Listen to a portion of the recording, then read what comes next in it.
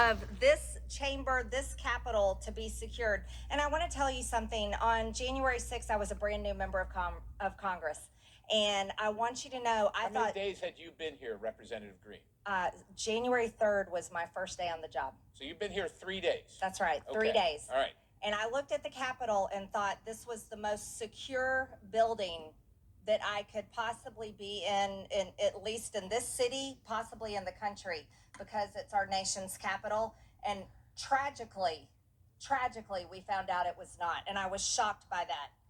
What amazes me is the overwhelming amount of evidence that the National Guard was requested to be here, and it was continuously turned down.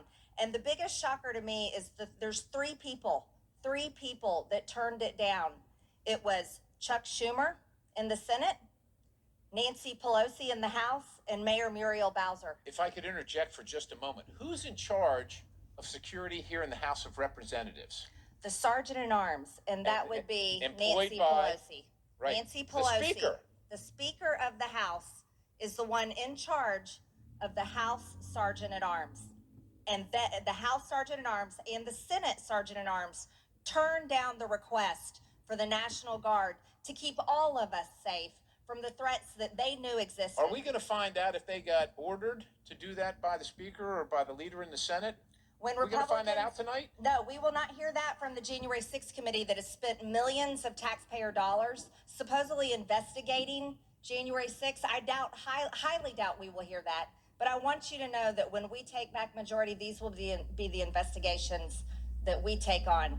Now, I want you to know some other things that really bother me as we've spoken about the failure and absolutely purposeful refusal to protect this Capitol by Nancy Pelosi, the Speaker of the House, Chuck Schumer, and Mayor Muriel Bowser. These are the failures. They did it on purpose. There's other things I don't think we'll hear about tonight, and I want to remind everyone.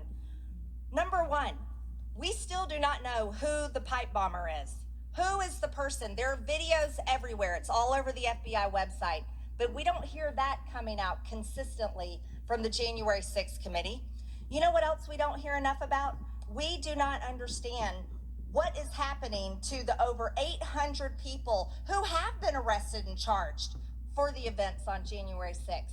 We don't know what is happening to them, and there are dozens of them right here in this city wasting away in the DC jail, being treated like political prisoners of war. And you know what? This is before they have been convicted of anything. They are there pre-trial, and no one cares about them.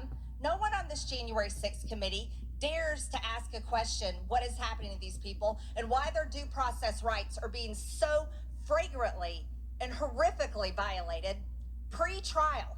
Pre-trial, they are sitting in that jail. Do you know they have begged to go to Guantanamo Bay because they think terrorists are treated better than they are treated there.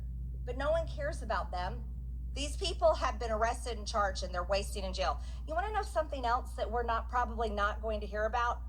What about the fact that there's a man named Ray Epps? Do you know who's not in the DC jail? Ray Epps. Ray Epps is not in the DC jail. And I know because I went in the DC jail. I did not see him there. He also is on video over and over again telling people to go in the Capitol. Well, I'm sure we'll hear about Ray Epps this evening. I don't think we're going to hear about Ray Epps. I don't think so. I don't think he's on the witness list. You know who else we probably won't hear about? The man on the scaffolding, the so-called scaffolding commander that told the crowd, told them, sent them, gave them orders to go in the Capitol, storm the Capitol. I haven't heard about him being questioned. Have you? No, I have not. No. You want to know something else? Here's a woman we don't hear anything about. A woman named Roseanne Boylan that was trampled in the tunnel, trampled to death. We never hear anything about this woman. She died in the tunnel of this Capitol, and I saw the video myself when I was in the DC jail from one of the people being held there, pre-trial by the way, of her body being dragged across the floor, and then it was taken somewhere else. Do you know what happened when they were dragging her body away? They pulled her away from someone that was giving her CPR. She was pulled away from life-saving CPR. Why did that happen? Are we going to hear about that from the committee tonight? I doubt it. They don't care about Roseanne Boyland. Here's my major issue. We are representatives of the people of the United States of America, and all I hear from everyone in this body is all they care about is themselves. The American people are suffering from so many things happening from the decisions of this body. But the people in this body and the people in that committee don't care about Roseanne Boyland from Georgia, by the way. They don't care about her family. They don't care about justice for them. They don't care about anything else but, oh, what happened to us on January 6th? Well, what happened to the American cities in 2020 that were burned and looted and destroyed because of BLM violence? Nothing. All that money raised on Act Blue for BLM, it went in their pockets. No one paid to rebuild those communities. Not at all. You know what else we probably won't hear about? Is Michael Byrd, who shot and killed Ashley Babbitt right out there. We don't hear about his reckless record of guns, which is all we've talked about all weekend here. We aren't hearing about that. Why aren't we hearing about that record? Why? Why isn't he standing trial? He's not. He just gets to get away with it. Did you know, and it's on video, I bet you we won't see this video, but I've seen it and it's out there. Did you know Ashley Babbitt was trying to stop people from breaking in? That is on video. I've watched it over and over. She was trying to stop people from breaking in, and then she was shot and killed. Yes, a lot happened on January 6th, and here's my question. You know what else? And the American taxpayers pay for this. There's surveillance cameras all over this building. If we really want to know the truth about January 6th, it's real easy. All we have to do is release the video footage, and everyone can see for themselves what exactly happened. And I think the American people deserve that, while they have to watch and go through this big cinematic production tonight and carrying on for weeks and weeks and weeks. And the American people pay for it, by the way. The American people deserve to see all the video surveillance, not just the little cut and pasted pieces that the January 6th committee is going to show tonight. And most of all, I want to finish with this. There is something terrible happening in this process, and it's called defamation of character.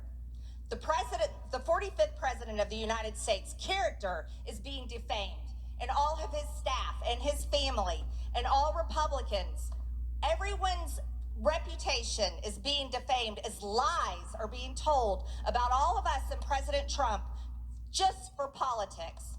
And it makes me sick. It absolutely disgusts me. If we were supposed to represent the American people and we're supposed to do a good job and uphold this place with honor and keep its reputation good for the people we serve, then we should be truthful. But what's about to happen tonight is not going to be truthful. It's going to be a political narrative, and it's all for politics, and it is sickening. And with that, I'll yield back my time. Well, I thank the gentlelady, and like I said, if you've ever seen reality TV, you know, it's just a couple episodes, it's not really reality. Now, I don't know how many of these you're going to go through this evening. We just have a couple minutes remaining, but I would like to recognize my good friend, the gentleman from Arizona, for about another couple minutes to conclude with some of his thoughts before we wrap up here this afternoon. I thank the gentleman. And Madam Speaker, I'll tell you something. As I watch what this January 6th committee has done and unfolding it, and their constant attack of President Trump, here's what I find interesting. It wasn't too very long ago that Chuck Schumer stood with a rabble attacking the United States Supreme Court. And Chuck Schumer said, we're going to come upon you like Justices Kavanaugh and Gorsuch, like the whirlwind. You will know. And he made threatening comments. And guess what? Last night there was an assassination attempt. A gentleman's been arrested for attempted murder on Justice Kavanaugh.